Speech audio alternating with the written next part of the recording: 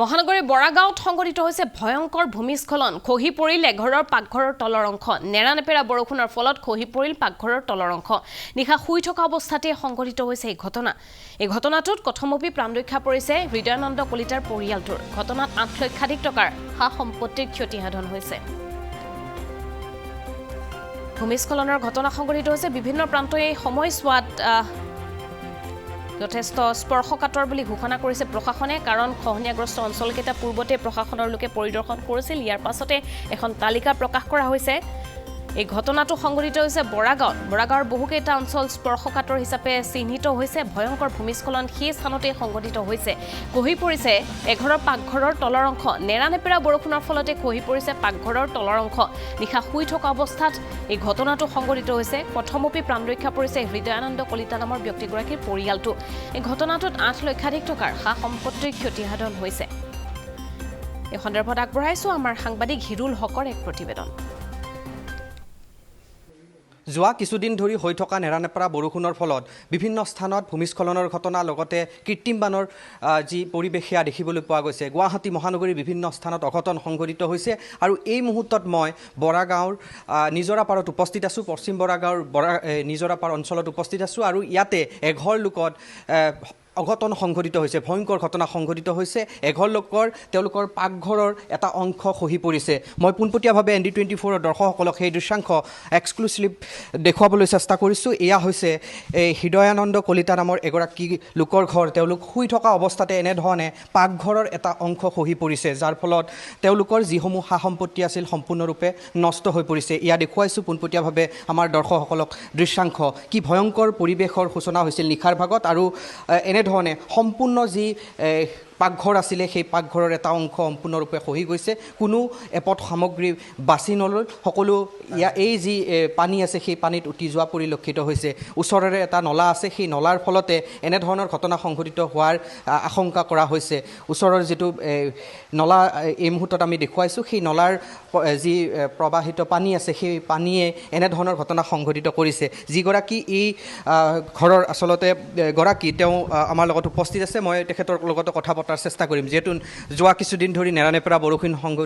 দি আছে আৰু তাৰ ফলত এনেধৰণৰ এটা ভয়ংকৰ ঘটনা সংঘটিত হৈছে কেতিয়া আপোনালোকে গম পালে আৰু কি নষ্ট হৈছে প্ৰায় ৰাতি 2টামান বজাত মোৰ মিছেছে মোক ক'লে উঠকচোন উঠিলোঁ তেতিয়া দেখিলোঁ যে ঘৰৰ ভিতৰত গোটেইখিনি পানী সোমাই গৈছে পানী উটাই লৈ গৈছে জাবৰ জোঁথৰ পানীৰ বটল মানুহৰ চেণ্ডেল গোটেইখিনি বিচনাৰ তলত আহিছে তাৰপিছত এটা প্ৰচণ্ড শব্দ হৈছে শব্দ হৈ কিনে মই যেতিয়া চাওঁ যে মোৰ পাকঘৰটোৰ গোটেইখিনি খহি পৰিছে একদম গোটেইখিনি পানীত যা গৈছে আৰু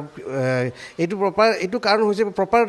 ড্ৰেইনেজ ছিষ্টেম নোহোৱাৰ কাৰণে এই ড্ৰেইনেজ ছিষ্টেম নোহোৱাৰ কাৰণে আমাৰ গোটেইখিনি আজি প্ৰপাৰ্টি ধ্বংস হৈ গ'ল প্ৰায় 8-9 লাখ টকাৰ মোৰ প্ৰপাৰ্টি ইয়াতে পানীত যা গৈ আৰু লগতে মই ফিল আপ কৰা গোটেইখিনি আৰ্ট ফিলিং আৰু মাটি গোটেইখিনি গুচি যায় ৱালসহ গোটেই সহায় লৈ যায় এয়া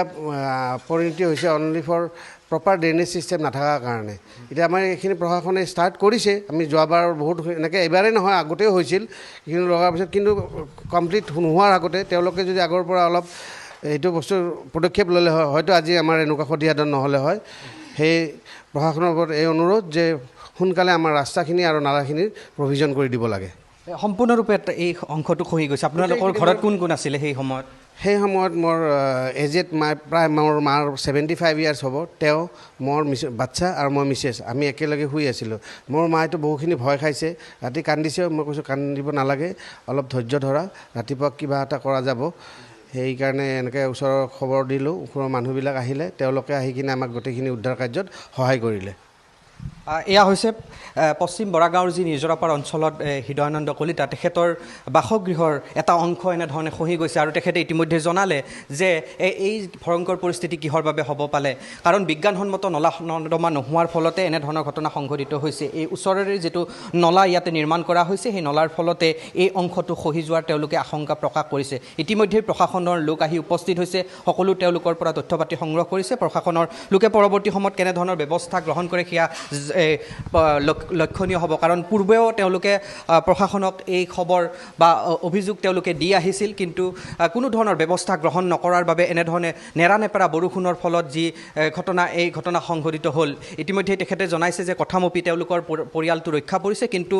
এই পাকঘৰত থকা যিসমূহ সা সামগ্ৰী আছিল প্ৰায় 8 লক্ষাধিক টকাৰ সা সামগ্ৰী আছিল সেই সা সামগ্ৰী সম্পূৰ্ণৰূপে তেওঁলোকৰ নষ্ট হৈছে